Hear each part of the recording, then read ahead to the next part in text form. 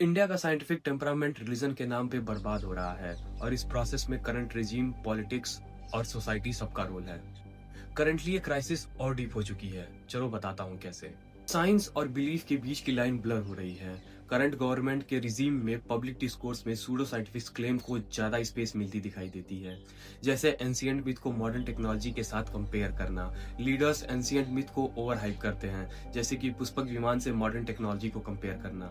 UGC syllabus में mythology को science की जगह डाल रहे हैं, क्रिटिकल थिंकिंग को किल कर रहे हैं।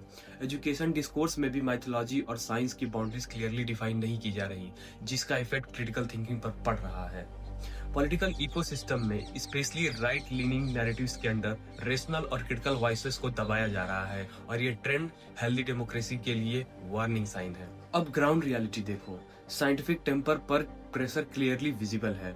एजुकेटेड लोग भी गॉडमैन और सुपरस्टिशन में फंसे हुए हैं, जैसे गौमूत्र से सारी बीमारियों का इलाज ढूंढना। पॉलिसी लेवल फोकस से ज्यादा आइडेंटिटी और बिलीव ड्रिवन नैरेटिव पर दिखाई देती है, जबकि एजुकेशन और रिसर्च रिफॉर्म स्लो हो गए हैं। साइंटिफिक इंस्टीट्यूशन फंडिंग और ऑटोनॉमी के इश्यूज ओपनली डिस्कस कर रहे हैं। साइंटिस्ट और एजुकेटर्स वार्न कर रहे हैं कि इंडिया का रेशनल डिस्कोर्स वीकेन हो रहा है। इसका इनडायरेक्ट इम्पैक्ट एजुकेटेड यूथ पर पड़ रहा है, फ्रस्ट्रेशन, पोलराइजेशन और अनसर्टेनिटी।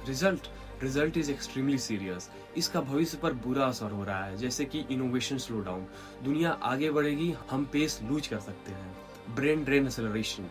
टैलेंटेड माइंड अब्रॉड जा रहे हैं क्योंकि यहाँ रिसर्च फ्रेंडली इकोसिस्टम वीक होता जा रहा है। पॉलिसी इनएफिशिएंसी, हेल्थ, इन्वायरमेंट और इकोनॉमी जैसे एरिया में भी हम पीछे हो रहे हैं। Society instability, fake babas, fraud, misinformation और कम्युनल टेंशन। इस ट्रेजेक्ट्री पर इंडिया का long term global leadership dream risk में है। दोस्तों, कॉन्स्टिट्यूशन क्लियरली कहता है साइंटिफिक टेम्परामेंट डेवलप करना हम सब की कलेक्टिव रिस्पॉन्सिबिलिटी है। रिलीजन सुकून देता है, लेकिन फेथ सोसाइटी को वनलेबल बना देता है। जय हिंद।